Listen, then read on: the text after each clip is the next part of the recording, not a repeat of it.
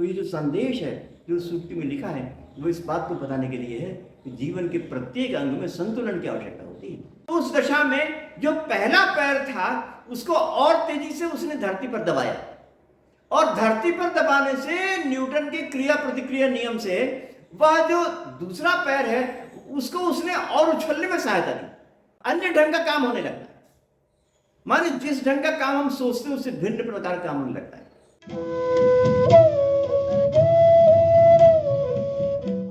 मान्यवर, आज मैं आपके समक्ष संस्कृत सूक्तियां एवं लोकोक्तियां इस प्रवचन माला के अंतर्गत चौथे पुष्प को लेकर आपके समक्ष प्रस्तुत हूं। और इस पुष्प का जो शीर्षक है, जो मेरे पास एक बहुत सुंदर सूक्ति है, वो इस प्रकार है: चलत्येकेन पादेन तिष्ठत्येकेन बुद्धिमान। बहुत बढ़िया और सुंदर सूक्ति संस्कृत की है, और उसका अर्थ यह है कि जो मनुष्य है वो एक पैर से चलता है और एक पैर से माने दूसरे पैर से खड़ा हो जाता है, खड़ा रहता है। जो बुद्धिमान व्यक्ति, उसको बुद्धिमान कहा गया। जो बुद्धिमान व्यक्ति है वो चलत्येकेन पादेन, एक पैर से चलता है और दूसरे पैर से खड़ा होता है, दूसरे पैर से खड़ा रहता है। यह उस सूक्ति का अर्थ है। तो प्रथम दृष्टि में तो लगता है कि ये कैसी सूक्ति हुई। जब हम चलते हैं तो लोग कहते हैं, सभी जानते और समझते हैं कि दोनों पैरों से चलते हैं, परंतु ये सूक्ति तो कह रही है कि एक पैर से चलता है और दूसरे पैर से खड़ा होता है। ये बात इसमें कही गई। मैं एक विज्ञान की पुस्तक पढ़ रहा था और उसमें कहा था कि बहुत से लोग नहीं जानते कि चलना कैसे होता है। ऐसा उस पुस्तक में लिखा था, विज्ञान की पुस्तक में। तो यहां पर कौन सी खास बात है चलने में? खास बात यह है कि जब वो व्यक्ति चलता है तो एक पैर को आगे बढ़ाता है और एक पैर को आगे बढ़ा के उसको धरती के साथ बहुत ही ठीक से अंदर झुका देता है। उसके पश्चात वह थोड़ा आगे झुकता है, और जब आगे झुकता है तो उसके शरीर का जो गुरुत्वीय केंद्र बिंदु है उससे निकलने वाला जो साहुल रेखा है, वो साहुल रेखा आधार क्षेत्र के आगे बढ़ जाती है। तो ये विज्ञान की बात है। गुरुत्वीय केंद्र बिंदु से जब साहुल रेखा आधार क्षेत्र के आगे बढ़ जाती तो व्यक्ति गिरने को हो जाता है।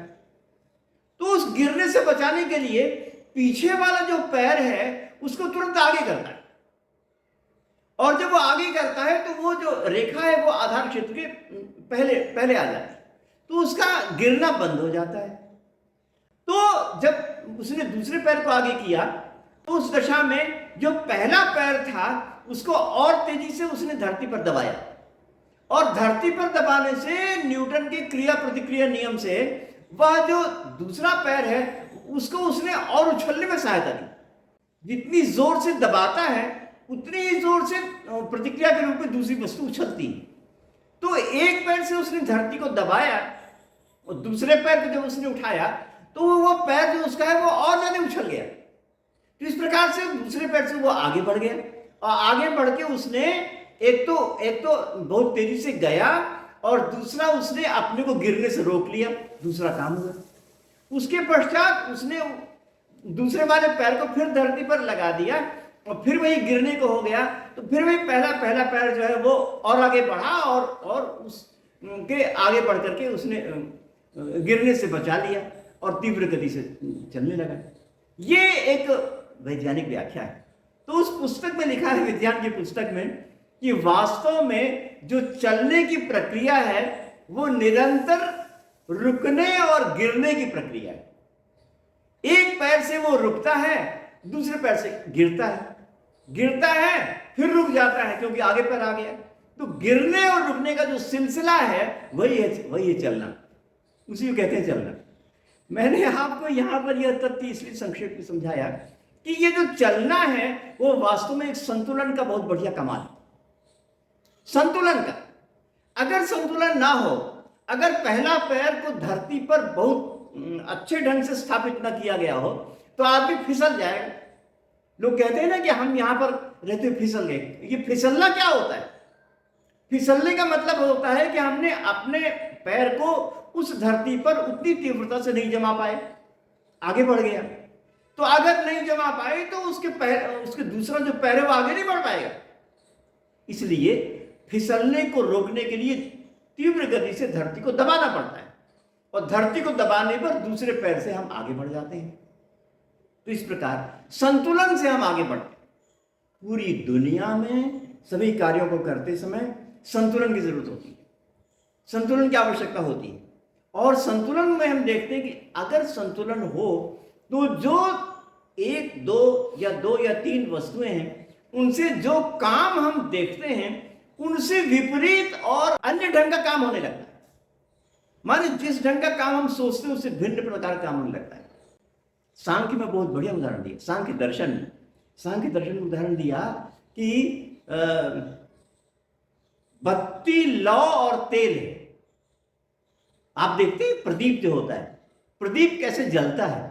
तो प्रदीप में क्या होता है, एक बत्ती होती है और वो किसी तेल में, मिट्टी के तेल में किसी में भीगी रहती है, और उसमें अग्नि जलाई जाती है। वो ऊपर वाले हिस्से में, जो बत्ती का ऊपर वाला हिस्सा है वो जलने लगता है। तो इस प्रकार से दीपक प्रकाश करता रहता है। अब यहां पर सांख्य शास्त्र ने यह कहा कि देखिए तीनों चीजें बिल्कुल विरोधी हैं। बताइए, बत्ती है और एक तरफ अग्नि है। अग्नि जहां पर होगी वहां पर तो बत्ती पूरी तरह जल ही जाएगी, पूरी तरह बत्ती को जलाने की क्षमता है उस अग्नि में, पूरी तरह। परंतु फिर भी वह अपनी जगह पर रहती है और उसमें लौ भी आती है। तो ये जो तीन चीजें हैं वो वास्तव में एक दूसरे की विरोधी हैं। सामान्यतः समझ में आता है कि उनमें तीनों को एक साथ नहीं रहना चाहिए, तीनों को एक साथ नहीं रहना चाहिए, ऐसी सामान्यतः प्रतीति होती है। मगर संतुलन होने पर वो तीनों रह जाते हैं। अगर संतुलन हो, अगर तेल बहुत ज्यादा हो तो भी बत्ती नहीं रहेगी, अगर अग्नि बहुत तेजी से जल जाए तो भी बत्ती जल जाएगी, नहीं होगी। परंतु वो संतुलन होने पर तीनों चीजें रह जाती हैं, और तीनों चीजों के साथ साथ एक अन्य वस्तु आती है जो कि उन तीनों से भिन्न है, वह है प्रकाश। वह है एक संतुलित प्रकाश, वह आ जाता है। तो संतुलन का कितना बड़ा कमाल है। वह तीन चीजें जो कि आपस में विरोधी कहते हैं, वो विरोधी वस्तुएं वहां पर उपस्थित होती हैं और उससे एक नई वस्तु पैदा हो जाती है जो कि उन तीनों में नहीं रहती। संतुलन होने से उन तीनों से भिन्न चतुर्थ वस्तु पैदा हो जाती है।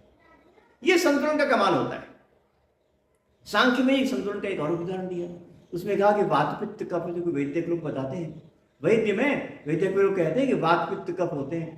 तो वात जो है पित्त का नाश कर सकता है, पित्त जो है कफ का नाश कर सकता है। दोनों तीनों एक दूसरे के विरोधी होते हैं, क्योंकि उसको दोष स्थानीय माना गया है वैदिक शास्त्र में।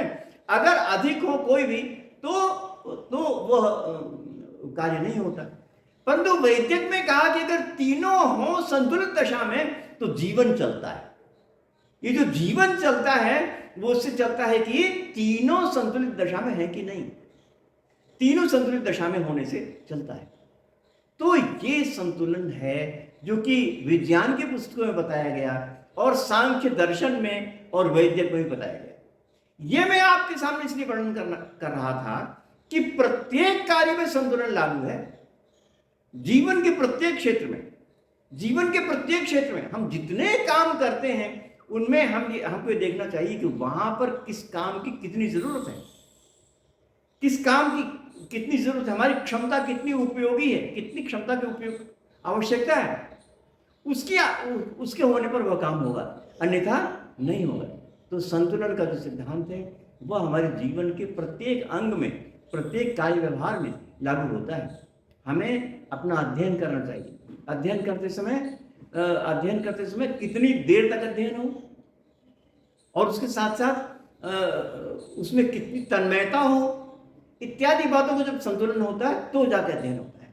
अगर हम बहुत देर तक बैठे रहें, एक ही अंग में एक साथ बैठे रहें जिससे कि वो उस अंग में पीड़ा होने लगे, तो ऐसा नहीं होना चाहिए, क्योंकि संतुलन नहीं है।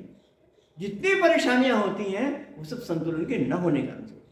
तो ये जो संदेश है जो सूक्ति में लिखा है वो इस बात को बताने के लिए है कि जीवन के प्रत्येक अंग में संतुलन की आवश्यकता होती है और संतुलन के होने पर ही अपना कार्यभार सिद्ध होता है।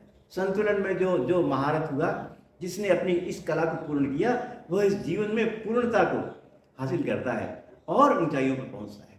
आपने मेरी बात को बहुत ध्यान से सुना, इसलिए आपको बहुत बहुत धन्यवाद।